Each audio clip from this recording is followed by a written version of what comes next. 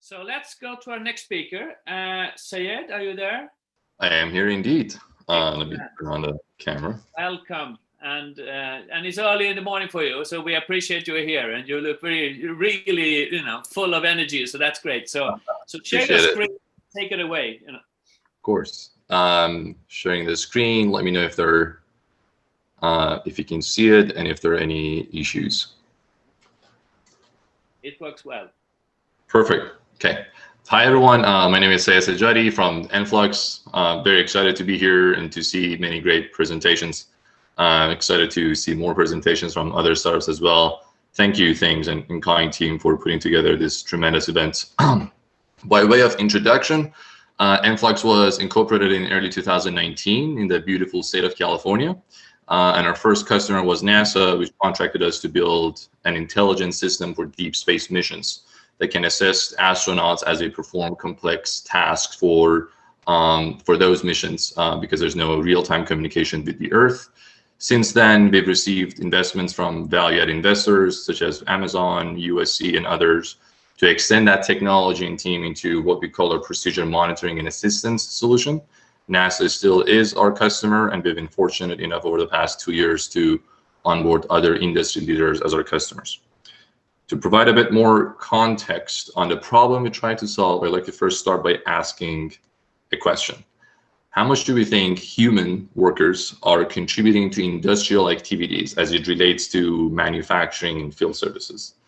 If this was an in-person event and everyone wasn't on mute, I would have asked everyone to take a guess and by show of hands answer the question. But since good old pre-COVID days are gone, I'm just going to trust that majority of guesses are probably in favor of the machines because of all of the hype that we've seen around automation.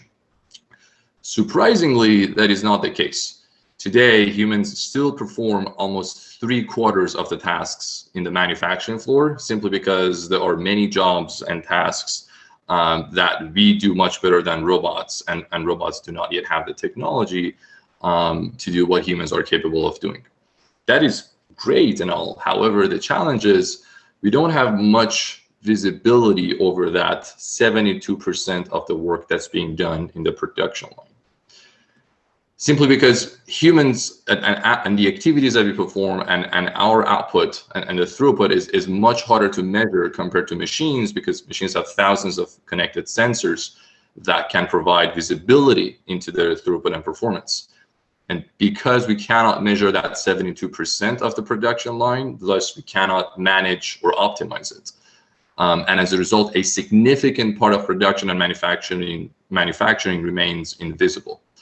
The best existing lean and Kaizen manufacturing practices do today is to walk into the production floor with stopwatches to measure workers' throughput and performance. And as you can imagine, that is far away from the goals of Industry 4.0. The second problem is that we humans make errors. We're generally very creative, resourceful. We learn fast. We learn much faster than robots. Trust me, I've been working with them for more than a decade, but we do make more errors. As everyone here knows, this is the reason why industrial companies regulate production using procedures. Procedures decompose complex tasks into activities and sequences of smaller steps that can be executed in that order. In an ideal world, of course, if procedures were being followed 100% of the time, the results would have been also perfect. But still, errors happen. And for this reason, procedures serve as the ideal checkpoint to detect and correct errors before they impact the final quality. And that's been our focus at nFlux. Inspired by Jarvis, which was, for those of you who don't know it, Marvel's most intelligent and best and coolest personal assistant, we believe in a future where AI can be used to augment worker capabilities and assist them by providing more visibility on the production line and capturing errors before the products ship.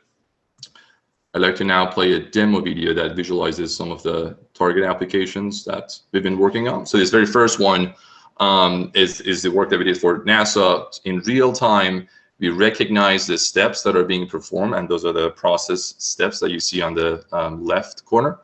We're now bringing this to other industries. This example is from automotive. You can see multiple workers, and you're recognizing what procedures they're performing in real time. A very key element is recognizing deviations. As you can see here, we recognize that there was a step that was supposed to be done, but it didn't happen. And we recognize it in real time and assist the worker to be able to make that fix. So the core of the technology is the ability to deliver step recognition in real time and also capture the deviations across various industries that I'll get to in a second.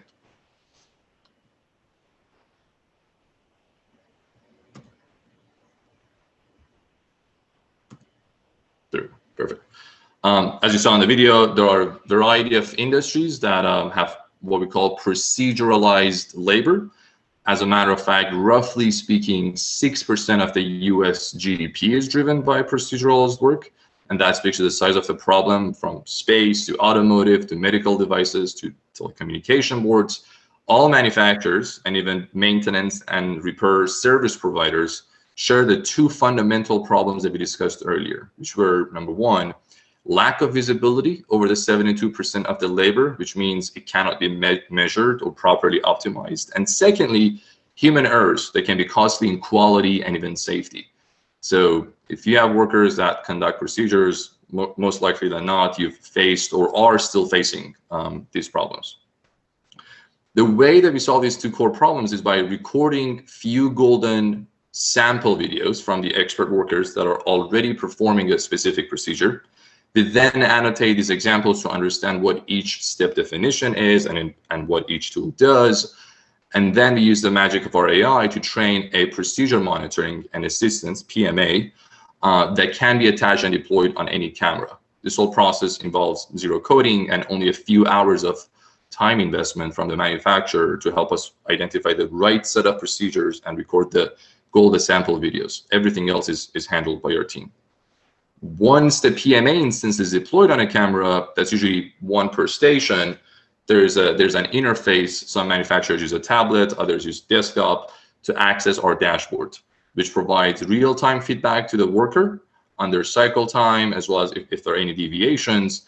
And also there's an analytics dashboard for the supervisor, lean engineer, and manufacturer manager to provide visibility on cycle time and throughput on the production. Lastly, I like to visualize how our customers benefit from our procedure monitoring solution and illustrate further their perceived return on investment.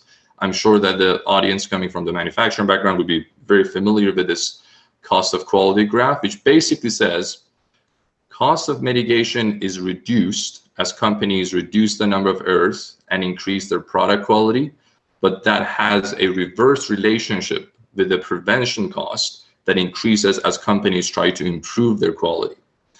Generally speaking, the optimum point of operation for companies would be to be where the overall cost of quality is optimal. What we do at nFlux with precision monitoring is provide visibility on the production line and real-time error detection, which effectively helps companies to even further optimize their quality and lower their cost of quality at the same time. Thank you. If you have any questions, please do reach out either to myself or Adam on our team.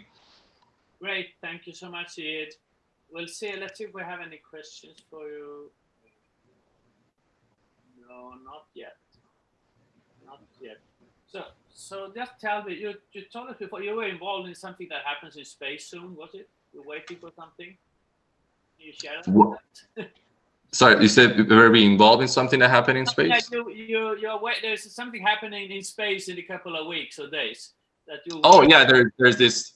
It's not a big deal. It's this rover that's going to be landing on Mars, and it's called Mars 2020. That was launched a while ago, and that's going to sort of help with some of the exploration. That was sort of prior work, and not really something that we did at nFlux, but that was something that I worked at JPL. Okay. So I have a question here. I guess you're using augmented reality, are you? Augmented reality is part of the interface. So if the final end user, if they do have augmented reality glasses, or they want to be able to see the overlays on top of a screen in front of them, that is something that we provide. But we don't build augmented reality. Our solution would be integrated into augmented reality interfaces. Brilliant. Well, we'll leave it there. Thank you so much, Seyed. I hope to see you soon again.